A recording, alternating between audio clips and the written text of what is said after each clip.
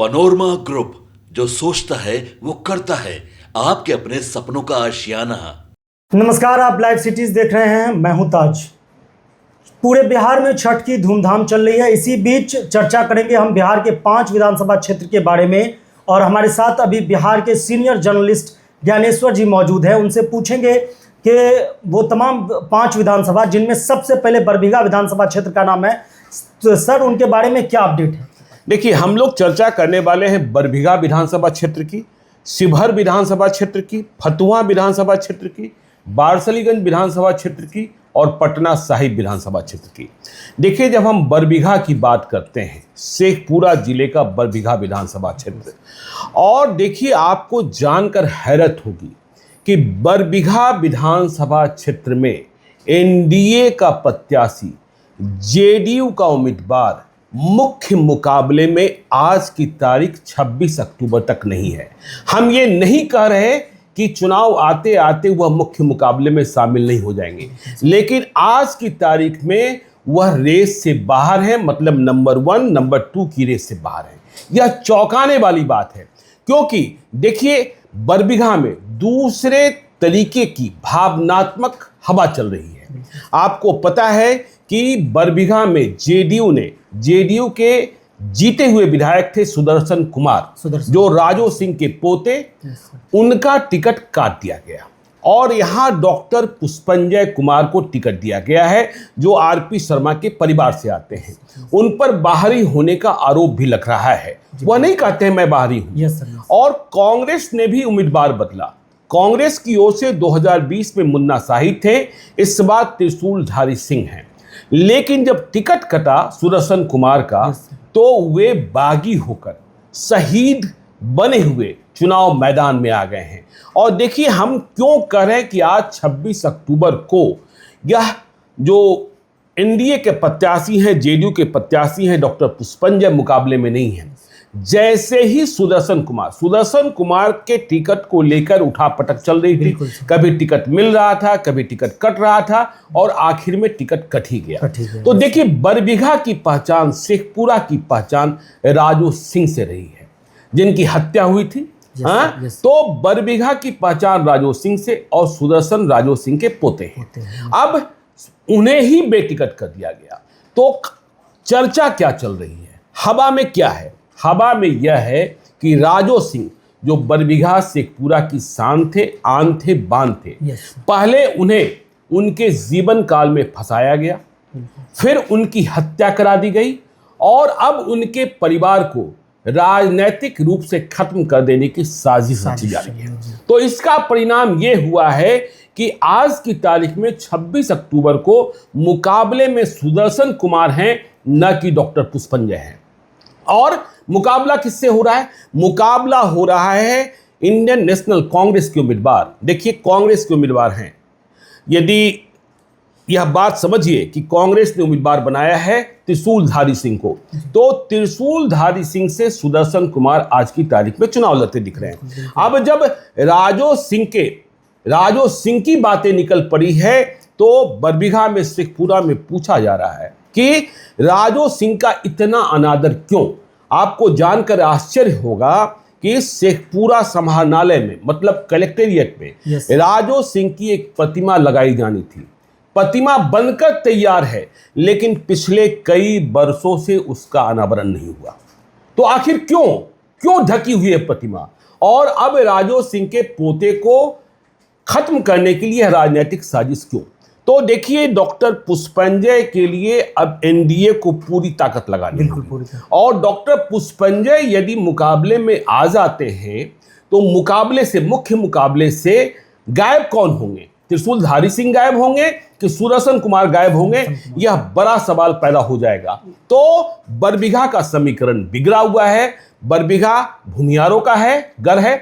और यहां देखिए, यदि हम कहें कि वोटों की कटौती, तो देखिए 2 उम्मीदवार और खड़े हैं। सतीश कुमार, जो पूर्व विधायक रहे, हाँ, जिन्होंने कुर्मी चेतना रैली कराई थी पटना में, जहां से नीतीश कुमार नेता बनकर उभरे थे। तो सतीश कुमार कुर्मियों का मत कितना काटेंगे, और काटेंगे तो किसका नुकसान होगा? यह बड़ा सवाल है। हाँ, क्योंकि डॉक्टर पुष्पंजय जेडीयू के प्रत्याशी हैं और यदि सतीश कुमार मत काटते हैं तो जेडीयू का मत कटेगा।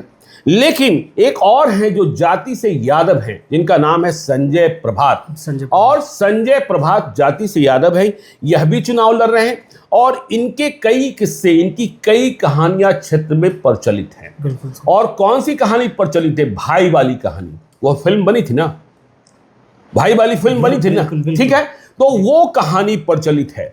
तो अब ये जो मत काटेंगे वह जो डॉक्टर पुष्पंजय के खिलाफ मुकाबले में होंगे, ठीक है। यदि मुकाबले में त्रिशूलधारी सिंह कांग्रेस के प्रत्याशी रह जाते हैं तो उनका मत काटेंगे। लेकिन आज की तारीख में बरबीघा जेडीयू के लिए, एनडीए के लिए एक चुनौती भरी सीट हो गई है और सुदर्शन के साथ संवेदना है, सहानुभूति है। जो लोग देखिए, जो एनडीए के कार्यकर्ता हैं वह भी डॉक्टर पुष्पंजय के साथ स्वयं को कनेक्ट नहीं कर पा रहे हैं और बरबीघा की चर्चा पटना तक है, ठीक है, पटना तक है। तो देखने की बात होगी कि यहाँ होता क्या है। मुन्ना शाही जो कभी विधायक भी बने यहाँ 2015 में, 2020 में मात्र 113 मतों से हारे थे, वह पटना से जाकर चुनाव लड़ते थे, इसलिए उनका कोई बहुत स्थानीय आधार नहीं था कांग्रेस के। और त्रिशूलधारी सिंह स्थानीय हैं, यह पहले भी चुनाव लड़े हैं। अनंत सिंह का समर्थन भी इन्हें परोक्ष अपरोक्ष रहता है, ठीक है, इस बात को समझिए। तो बरबीघा एक कठिन सीट और यहां से देखिए जन सुराज के प्रत्याशी हैं मुकेश कुमार सिंह, कैप्टन मुकेश। तो यह बरबीघा की खबर रही। जी, बरबीघा की खबर तो आपने सुनी। अब हम चर्चा करेंगे सर के साथ। सर, सबसे ज्यादा शिवहर, अभी शिवहर चर्चा में, उसके बारे में सर क्या अपडेट है आपके पास? देखिए, शिवहर में तो सब कुछ ही बदल गया। शिवहर में 2020 में चुनाव जीते थे चेतन आनंद मोहन के बेटे और आरजेडी के प्रत्याशी के तौर पर चुनाव जीते थे। तो समीकरण क्या बना था? राजपूतों ने मत दे दिया था, यादवों ने मत दे दिया था और मुसलमानों ने मत दे दिया था। आसानी से जीत गए थे। लेकिन 2025 में वह शिवहर छोड़कर नबीनगर चले गए। तो यहाँ नए नए प्रत्याशी हर गठबंधन से हैं, ठीक है। तो चले गए चेतन आनंद। तो अब यहां, और चेतन आनंद जाने के पहले, शिवहर छोड़ने के पहले आरजेडी से जेडीयू में चले गए थे। तो जेडीयू से प्रत्याशी बने हैं नबीनगर में, तो औरंगाबाद में मशक्कत करनी पड़ रही है। अब देखिए 2024 का चुनाव याद कीजिए, लोकसभा चुनाव। चेतन आनंद की मां लवली आनंद लोकसभा का चुनाव लड़ रही थी शिवहर से। और वहां वोटों की गोलबंदी कैसे थी? उनके सामने थी रितु जायसवाल। तो वैश्य मत रितु जायसवाल को मिल रहे थे और जो राजपूत मत थे और एनडीए के आधार वोट दूसरे थे, वह लवली आनंद को मिल रहे थे। लवली आनंद बहुत मशक्कत के साथ चुनाव जीती, ठीक है। अब देखिए जो उम्मीदवार हैं शिवहर में, अब चेतन आनंद तो है नहीं, श्वेता गुप्ता जेडीयू की प्रत्याशी, जेडीयू से डॉक्टर श्वेता गुप्ता। अब डॉक्टर श्वेता गुप्ता कौन है? सीतामढ़ी से चलकर शिवहर आई है और जैसे ही इनके नाम का ऐलान हुआ, शिवहर में बाहरी का लड़ाई तेज की हवा गूंज उठी। हवा गूंज उठी। और ये डॉक्टर वरुण, इनके पति भी सीतामढ़ी के प्रसिद्ध चिकित्सक हैं और 2019 के लोकसभा चुनाव के समय से ही चर्चित रहे हैं।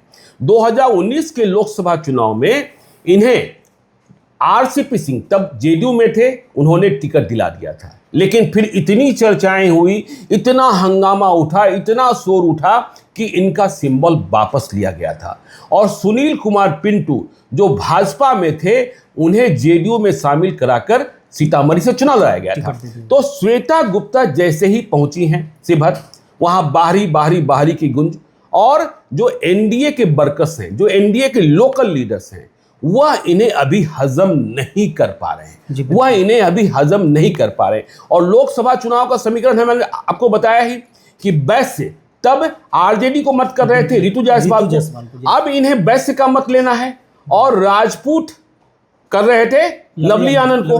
तो अब इन्हें देखिए, अब राजपूत का भी मत लेना है, लेकिन राजपूत का मत लेने में परेशानी है। अब देखिए, जब चेतन आनंद 2020 में आरजेडी से जीते थे और 2025 में जेडीयू से नबीनगर से लड़ रहे हैं, तो शिवहर में आरजेडी को नया प्रत्याशी देना था। तो आरजेडी ने नया प्रत्याशी दिया नवनीत झा को, जो रघुनाथ झा के पोते हैं, अजीत झा के बेटे हैं। और शिवहर को जिला बनवाया था रघुनाथ झा ने ही। रघुनाथ झा देखिए वैसे नेता कांग्रेस के जमाने से ही, देखिए जगन्नाथ मिश्रा बिहार के मुख्यमंत्री हुआ करते थे और नारा लगता था जगन्नाथ के 3 हाथ, राजो रघुनाथ प्रभुनाथ। राजो सिंह की चर्चा हमने कर दी बरबीघा में और रघुनाथ झा की चर्चा कर रहे हैं हम शिवहर में। और ये वह रघुनाथ झा थे जिनके कारण 1990 में लालू यादव मुख्यमंत्री बने थे। लालू यादव मुख्यमंत्री बने थे। हाँ, बाद में रघुनाथ झा नीतीश कुमार के साथ भी रहे, समता पार्टी में भी रहे। तो रघुनाथ झा के पोते नवनीत झा को मौका मिला है। देखिए चर्चा चलती रही कि नवनीत झा को टिकट मिलेगा कि उनके बड़े भाई राकेश झा को टिकट मिलेगा। टिकट मिला नवनीत झा को। राकेश झा नामांकन में गए थे उनके भाई, लेकिन अभी वहां नहीं है। उन्हें जाना चाहिए यदि चुनाव को मजबूती से और परिवार की एकजुटता के साथ लड़ना है। तो आरजेडी हो गए नवनीत झा। अब देखिए ब्राह्मण मतों को लुभाने की कोशिश है। हाँ, ब्राह्मण मतों को लुभाने की कोशिश है। जो हमने राजपूत मतों की बात की आपसे, देखिए यहां पेच फंसा दिया है जन सुराज पार्टी ने कि चेतन आनंद चले गए, यहां नीरज सिंह हर तरीके से बल में, धन में, सब कुछ में और पहचान में भी मजबूत है नीरज सिंह। उन्हें प्रशांत किशोर की पार्टी ने उम्मीदवार बना दिया। तो अब शिवहर में चर्चा यह चल रही है कि राजपूत मत क्या मिलेगा श्वेता गुप्ता को, या वह अपनी जाति के साथ, चूंकि हर जाति जो है अब अपनी जाति के उम्मीदवार को देख रहा है। अपनी उधर प्रशांत किशोर ने सीतामढ़ी में नीतीश महाराज की पत्नी को भी चुनाव लड़ाया है। तो यदि नीरज सिंह राजपूत मत और वैसे जो एस्पिरेशनल क्लास हैं जो प्रशांत किशोर के साथ जुड़ते दिखाई पड़ रहे हैं, यदि उनका मत ले गए तो फिर शिवहर का खेल क्या होगा, नतीजा क्या होगा, किसी की समझ से परे है। लेकिन खेल इतना ही नहीं है, खेल इतना ही नहीं है। हमने कहा 2020 में चेतन आनंद आरजेडी से लड़ रहे थे, उनके खिलाफ मोहम्मद सरफुद्दीन जो वहां कभी विधायक भी रहे, वह जेडीयू के प्रत्याशी थे, वह जेडीयू के प्रत्याशी थे। तो सरफुद्दीन इस बार टिकट चाह रहे थे, तो सरफुद्दीन को टिकट न मिला। तो अब यह हाथी पर सवार हो गए हैं। ये हाथी नहीं गणेश है, ब्रह्मा विष्णु महेश है। तो मतलब बसपा से, बीएसपी से। तो अब आप सोचिए कि सरफुद्दीन विधायक रहे हैं, लगातार सक्रिय रहे, जेडीयू में रहे, जेडीयू ने कल उन्हें पार्टी से बाहर का रास्ता भी दिखा दिया। यदि मुसलमान इनके साथ खड़े हो गए, मुसलमानों की संख्या भी ठीक ठाक है, तो शिवहर का नतीजा क्या होगा कोई बता पाएगा? इसलिए थोड़ा वक्त लगेगा। 2-3 दिनों में हम फिर बताएंगे श्वेता गुप्ता को, जो बाहरी की गूंज है, उन्हें शिवहर के लोग, शिवहर में बीजेपी के लोग, जेडीयू के लोग और अन्य लोग स्वीकार कर पा रहे हैं कि नहीं कर पा रहे हैं। उनके साथ राजपूत मत जा रहा है कि नहीं जा रहा है, क्योंकि ब्राह्मण मत में तो नवनीत झा की एंट्री सेंधमारी कर दी। तो ये है शिवहर की स्थिति। तो जी आपने शिवहर की स्थिति जाना। अब हम अगली कड़ी में चर्चा करेंगे फतुहा विधानसभा, बहुत चर्चा में सर, फतुहा के बारे में। देखिए ये तो पटना जिला का ही फतुहा है, समझे ना। और फतुहा में पहली बार बहुत मजबूत लड़ाई। देखिए क्या था कि फतुहा का समीकरण, फतुहा में होता क्या था कि रामानंद यादव 2010 भी जीते, 2015 भी जीते, 2020 भी जीते। हाँ, एनडीए की मजबूरी ये थी कि पटना जिले में उसे 2 राजपूत लड़ाने होते थे। हाँ, तो एक बाढ़ में लड़ते थे ज्ञानेंद्र सिंह ज्ञानू। हाँ, इस बार उनका भी टिकट कट गया, डॉक्टर सियाराम सिंह को टिकट मिला। और दूसरा फतुहा में राजपूत लड़ता था, सत्येंद्र सिंह लोजपा से भी लड़े, बीजेपी से भी लड़े। लेकिन कई चुनावों के बाद एनडीए ने यह महसूस किया कि फतुहा में राजपूत का जातीय समीकरण फिट बैठने वाला नहीं है, इसलिए रामानंद यादव के खिलाफ किसी यादव को ही लड़ाना होगा। और रामानंद यादव की जो पहचान है, जो लोग उनके बारे में जानते हैं, उन्हें बुढ़ाऊ भी कहते हैं सम्मान के साथ, उनकी ताकत को भी जानते हैं, तो उनसे लड़ाना है तो किसी मजबूत को लड़ाना होगा। तो देखिए फतुहा की सीट गई एलजेपीआर के खाते में। कई नाम चलते रहे, लेकिन आखिर में टिकट किसको मिला? रूपा कुमारी को, एलजेपीआर से। हाँ, कौन है ये रूपा कुमारी? ये है नगर परिषद की चेयरमैन, टुनटुन गोप की पत्नी। और देखिए दबदबा कितना है कि जब नगर परिषद का चुनाव हो रहा था तो 25,000 मतों में करीब 19,000 मत रूपा कुमारी को मिल गए थे। बिल्कुल। हाँ, जो हमने कल वीडियो देखा। बिल्कुल। हाँ, तो टुनटुन गोप, अब देखिए फतुआ की खबर क्या है, फतुआ की हवा क्या है। फतुआ में यह बात चल पड़ी है कि पहले हमें अपने विधायक जी से मिलने के लिए पटना में करबिगहिया जाना पड़ता था, लेकिन यदि रूपा चुनाव जीत जाती हैं तो हमें पटना नहीं दौड़ना पड़ेगा। पटना जाने की बजाय फतुआ में बाजार में ही कल्याणपुर मोहल्ला है, कल्याणपुर मोहल्ला है, रूपा कुमारी वहीं रहती हैं, वहीं मुलाकात हो जाएगी। और जब से नगर परिषद की चेयरमैन बनी है, इन्होंने काम भी किया है। फतुआ बाजार में कोई शौचालय नहीं था, बुनियादी सुविधाएं नहीं थी, और देखिए कैसे परिवर्तन। हमने कहा ना, पटना आना पड़ता था विधायक जी से मिलने, अब यदि यह जीत जाती हैं, फतुआ में कल्याणपुर दरियापुर एक गांव, या आप ले लीजिए नोहटा, कल्याणपुर, दरियापुर, तो कल्याणपुर और दरियापुर में आपसी रंजिश, ठीक है ना। लेकिन रूपा के साथ दोनों, कल्याणपुर में यादव, दरियापुर में, रायपुरा में राजपूत, तो अब ये दोनों मिल रहे हैं साथ में, दोनों मिल रहे हैं साथ में, क्योंकि आरजेडी के साथ राजपूत नहीं जा सकते हैं। वैसे भी राजपूतों का टिकट कम किया है आरजेडी ने, हैं? तो रूपा कुमारी, अब देखिए नोहटा, जो फतुआ प्रखंड में नोहटा है, फतुआ विधानसभा क्षेत्र में, फतुआ बाजार में, वहां भी तो आपको, और देखिए रामानंद यादव का जो प्रभाव था, दबदबा था, वह दबदबा भी इधर के दिनों में कम हुआ है।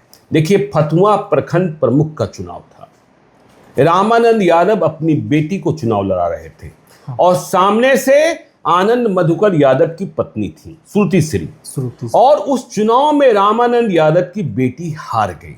लेकिन फतुआ का चुनाव इस बात पर डिपेंड करेगा कि फतुआ विधानसभा क्षेत्र को 3 हिस्से में बांटते हैं, 2 हिस्सों को जो लीड कर जाएगा। अब राजपूत को टिकट नहीं है तो राजपूत क्या करेंगे? राजपूत यदि रूपा कुमारी के साथ खड़े रह गए तब तो कोई इफवट है ही नहीं।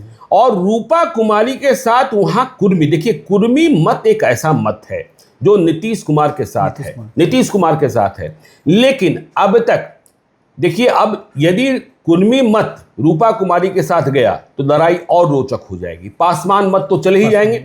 और देखिए दबदबा की बात करें, ताकत की बात करें, टुनटुन गोप की जो पहचान है, उस पहचान के सामने रामानंद यादव की ताकत यदि झुकेगी भी नहीं तो लड़ना भी पड़ेगा बराबरी से। यह नहीं कि रामानंद यादव के लोग किसी को डरा देंगे, धमका देंगे। तो ये खबर है फतुआ को लेकर, फतुआ की लड़ाई इस बार बहुत कठिन लड़ाई हो गई है रामानंद यादव के लिए। रामानंद यादव 3 बार से लगातार चुनाव जीत रहे हैं, ठीक है ना।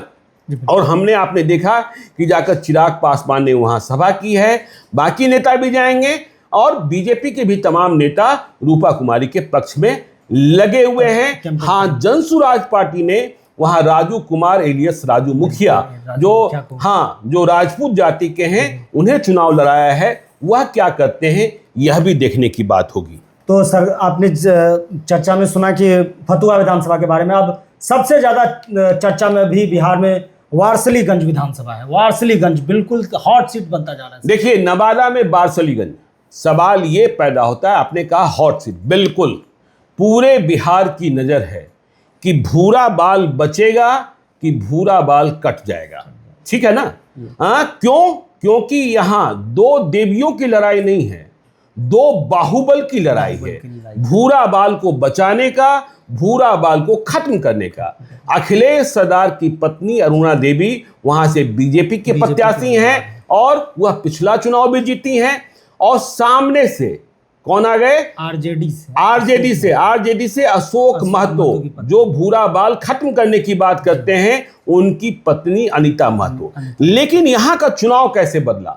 देखिए वारसलीगंज में महागठबंधन के भीतर, कांग्रेस आरजेडी के भीतर बीच खींचतान दिख रही थी। कांग्रेस ने भी सतीश कुमार एलियस मंटन सिंह को उम्मीदवार बना दिया था। और इसके बाद वारसलीगंज के लोग यह समझने लगे थे कि भूरा बाल समाप्त ही हो जाएगा। 2 भूमियार आपस में लड़ेंगे, अरुणा देवी और मंटन सिंह, और इसमें अनीता महतो बाजी मार ले जाएगी। लेकिन जब महागठबंधन में सुलहनामा शुरू हुआ तो सबसे पहले सुलहनामा हुआ बारसलीगंज को लेकर। कांग्रेस ने बिल्कुल रणनीतिक तौर पर काम करके अपने उम्मीदवार सतीश कुमार एलियस मंटन सिंह को वापस ले लिया। इसका परिणाम यह हुआ कि अब लड़ाई आमने सामने की हो गई। मतलब अखिलेश सरदार की पत्नी अरुणा देवी और अशोक महतो की पत्नी अनीता महतो, दोनों की कुंडली, दोनों की हिस्ट्री सीट एक जैसी है। दोनों ने कितने के घर उजारे हैं कोई नहीं जानता है, ठीक है ना। तो लड़ाई वहां बड़ी जबरदस्त हो गई आमने सामने की। और बारसलीगंज की लड़ाई नवादा के दूसरे विधानसभा क्षेत्रों को भी, चाहे वह नवादा हो, चाहे वह गोविंदपुर हो, चाहे वह रजौली हो, चाहे वह हिसुआ हो, उसे भी प्रभावित करेगी। और दूसरे विधानसभा क्षेत्र जो समीपवर्ती हैं, चाहे बरबीघा हो, चाहे शेखपुरा हो, वहां भी इसका असर दिखेगा।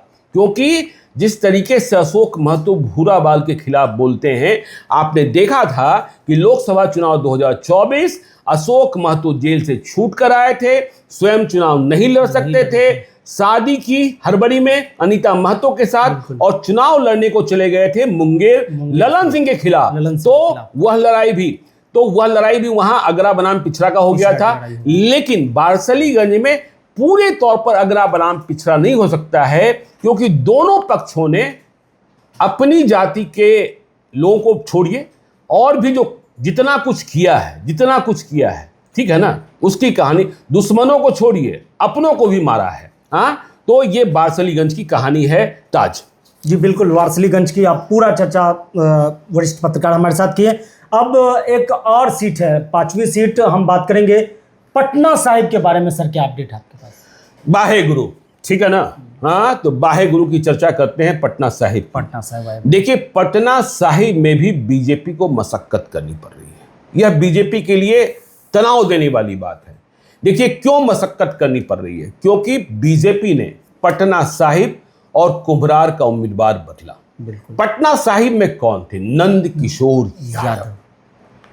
किशोर यादव, बिहार बीजेपी के शिखर पुरुष, कभी चुनाव न हारने वाले, और वह कह रहे थे इस बार अंतिम मौका दे दो, इस बार अंतिम मौका दे दो। लेकिन उन्हें मौका नहीं मिला। और उन्हें मौका नहीं मिला तो जो बीजेपी से दूसरे प्रबल उम्मीदवार थे, जो चुनाव लड़ने को तैयार थे, टिकट नहीं मिला तो निर्दलीय भी नामांकन का पर्चा भर दिया था। शिशिर कुमार, मेयर सीता साहू के बेटे, टिकट उन्हें भी नहीं मिला। टिकट मिल गया एक दूसरे, वह भी बीजेपी के सामान्य कार्यकर्ता हैं, रत्नेश कुशवाहा। लेकिन रत्नेश कुशवाहा के साथ आज की तारीख में पटना साहिब में संपूर्ण एनडीए एक साथ खड़ा होता नहीं दिख रहा है, और भीतर घात की संभावनाएं भी प्रबल हैं। नंद किशोर यादव अपने चुनाव की तरह क्यों लड़ेंगे चुनाव, रत्नेश कुशवाहा का? और आप सोचिए, शिशिर कुमार को जब टिकट नहीं मिला, अमित शाह ने बुलाकर समझा दिया, मैदान से बाहर भी आ गए, तो वह क्यों चाहेंगे? ठीक है, मेहनत करेंगे नहीं करेंगे यह उनकी बात है। लेकिन पटना साहिब में मशक्कत करते हुई बीजेपी दिखाई पड़ रही है। और इस बात को समझिए कि नंद किशोर यादव, वहां भी देखिए शहरी वोट है और वहां भी ग्रामीण इलाके का वोट है। तो नंद किशोर यादव जब चुनाव लड़ते थे तो वहां के यादव मतदाता भी उनके साथ जुड़ जाते थे बीजेपी के साथ। अब यादव मतदाता तो भाई आधे मन से हैं, उनके लिए तो अपनी पार्टी आरजेडी है, और महागठबंधन ने कांग्रेस का उम्मीदवार बनाया है शशांक शेखर यादव को। उनके पिताजी की वहां के स्थानीय हैं, IIT IIM में पढ़े हुए हैं, राहुल गांधी के बेहद करीबी हैं। तो अब यादव अपने महागठबंधन की ओर लौट सकते हैं। और कुशवाहा, देखिए रत्नेश कुशवाहा, देखिए कुशवाहा जाति ने 2020 के चुनाव में कांग्रेस को वोट किया था। परवीन सिंह निषाद आए थे भागलपुर से चुनाव लड़ने, और उन्होंने भी बहुत कठिन चुनौती पेश की थी नंद किशोर यादव के सामने। कुछ ही हजार मतों के अंतर से परवीन सिंह कुशवाहा चुनाव हारे थे। तो अब देखिए सुशांत यादव जो हैं वह मजबूती से महागठबंधन, और यहां बहुत मशक्कत करनी पड़ रही है कि देखिए शहरी क्षेत्र जी, है, बिल्कुल, नतीजा शहरी कुछ भी हो सकता है, लेकिन बीजेपी को संघर्ष करते हुए आप पटना साहिब में देख सकते हैं, क्योंकि जो बीजेपी के बड़े चेहरे हैं, अब देखिए उन्हें लग रहा है कि नंदकिशोर यादव को तो नहीं ही मिला। अब यदि भविष्य को ठीक रखना है, भविष्य में अपनी गुंजाइश भी रखनी है, तो 2025 में कुछ हो भी जाए तो क्या बात है, कुछ हो भी जाए तो क्या बात है। और यदि ना हुआ तो फिर तो बुकिंग हो गई, तो बुकिंग खत्म कैसे होगी। तो इसलिए पटना साहिब में भारी मशक्कत करनी पड़ रही है बीजेपी को नंदकिशोर यादव का टिकट काटकर। कुमरार की कहानी भी दिलचस्प है, वह कहानी भी आपको कभी बताएंगे जी। तो आपने देखा कि छठ के धूमधाम के बीच पांचों विधानसभा की चर्चा वरिष्ठ पत्रकार ज्ञानेश्वर जी के साथ हमने क्या है। बने रहिए लाइव सिटीज के साथ। अगर आप हमें यूट्यूब पर देख रहे हैं तो सब्सक्राइब कीजिए, फेसबुक पेज को लाइक कीजिए। धन्यवाद। धन्यवाद। धन्यवाद।